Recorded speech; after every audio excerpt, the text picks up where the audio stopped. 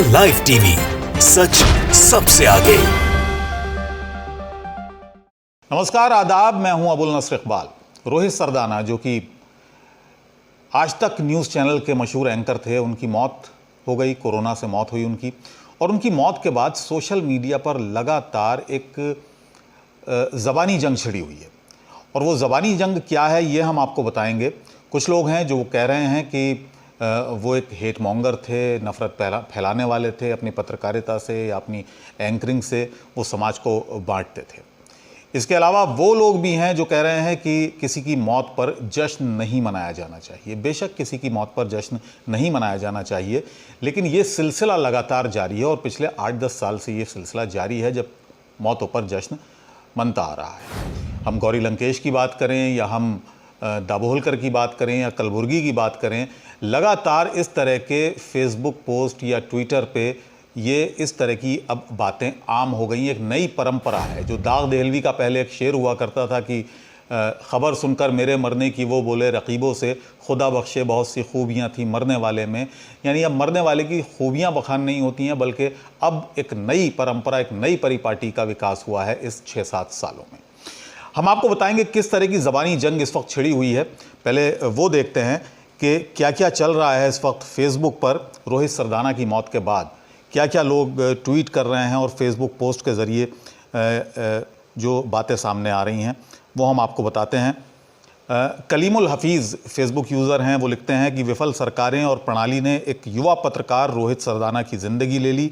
मुझे लगता है कि रोहित सरदाना ने वर्तमान सरकार का सबसे अधिक बचाव किया था, लेकिन उसे ये एहसास नहीं था कि एक दिन वो भी इसी सड़ी हुई व्यवस्था का शिकार होगा। इसके अलावा एक और फेसबुक पोस्ट है, एक और पोस्ट दिखाता हूँ।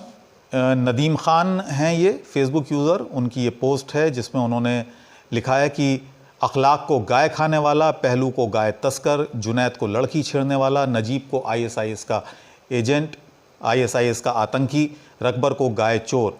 ये सब उनके मुताबिक अपनी एंकरिंग में, अपनी पत्रकारिता में रोहित सरदाना ने बताया था। इसके अलावा वो आगे लिखते हैं, बाकी जो लोग उनके नफ़रत के प्रोपेगेंडा का शिकार होकर शहीद हुए या जेल में हैं, उनके परिवार से भी कुछ पूछ लीजिएगा। जिन लिबरल को लगता है कि वो पत्रकार था और बहुत दुखी हैं तो कृपया मुझे अनफ्रेंड कर दें। ये नदीम खान लिखते हैं। एक और पोस्ट आई है जो कि है अजीत शाही की, वो हम आपको दिखाते हैं। अजीत शाही जाने माने पत्रकार हैं। अजीत शाही अपनी पोस्ट में लिखते हैं, बस इतना कहा जाए कि अगर रोहित सरदाना ने ईमानदारी से रिपोर्टिंग की होती तो आज वो जिंदा होता।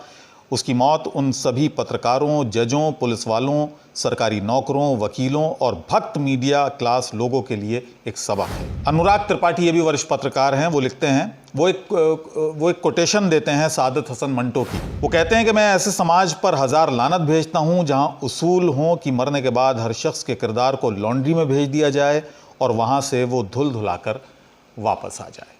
तो ये इस तरह के तमाम पोस्ट फेसबुक के जो आजकल तैर रहे हैं। इन तमाम फेसबुक पोस्ट पर लोगों की प्रतिक्रियाएं भी आ रही हैं। बहुत सारे लोग हैं जो कह रहे हैं कि मौत पर जश्न नहीं मनाया जाना चाहिए।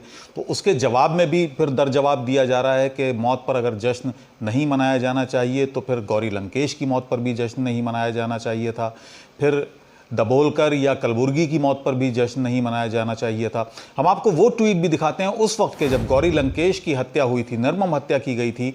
उस वक्त क्या क्या ट्वीट और क्या क्या किस तरह से लोगों ने मानो एक सेलिब्रेट किया हो उस हत्या को, ये भी हम आपको दिखाते हैं।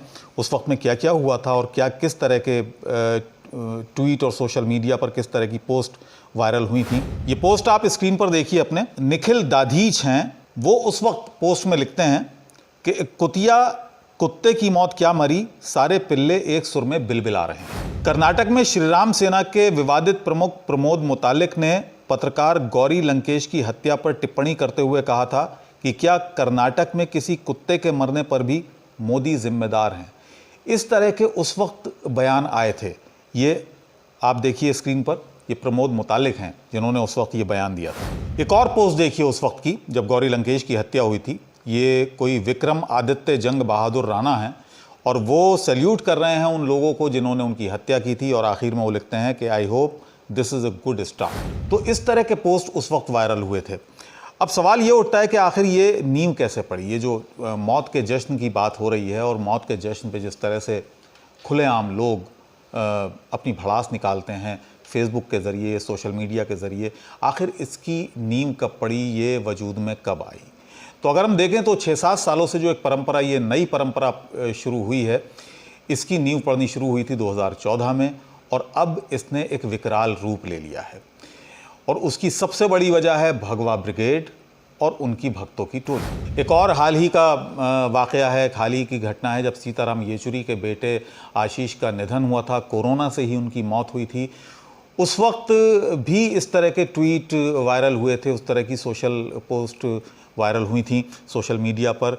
एक भारतीय जनता पार्टी के ही एक नेता हैं मिथिलेश कुमार तिवारी, उन्होंने उस वक्त लिखा था कि चीन का समर्थक सीपीएम महासचिव सीताराम येचुरी के बेटे आशीष येचुरी का चाइनीज़ कोरोना से निधन। हालांकि बाद में उन्होंने ये अपना ट्वीट डिलीट कर दिया था और उन्होंने सफाई भी दी थी, माफ़ी भी मांगी थी और ये भी कहा था कि उनका अकाउंट किसी ने हैक कर लिया है। जवाब पेश किया था उन्होंने बहरहाल, लेकिन इस तरह के ट्वीट लगातार हुए। एक और फेसबुक पोस्ट है और मैं मानता हूं कि ये बहुत महत्वपूर्ण है क्योंकि ये वरिष्ठ पत्रकार मुकेश कुमार जी ने की है। मुकेश कुमार जो कि रोहित सरदाना के पहले बॉस भी रह चुके हैं एक चैनल में।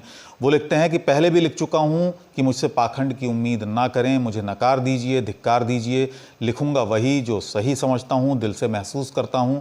मैं नहीं मानता कि किसी के निधन के समय अच्छी अच्छी बातें ही की जानी चाहिए, उसके अवगुण नहीं बताने चाहिए। मुझे भारतीय संस्कृति के झांसे में फंसाने की कोशिश ना करें। बेवजह किसी का महिमा गान ना अपन से हुआ है, ना कभी होगा। तो ये मुकेश कुमार जो कि वरिष्ठ पत्रकार हैं, वो ये लिख रहे हैं। तो इस तरह की एक ज़बानी जंग इस वक्त छिड़ी हुई है। इस नए ट्रेंड को या इस नई परंपरा को आप नाम कुछ भी दे लें, लेकिन इतना तय है कि की शुरुआत हुई भक्त मंडली के वजूद में आने के बाद। अपना बहुत बहुत ख्याल रखें, मुझे इजाजत दीजिए। द लाइव टीवी, सच सबसे आगे।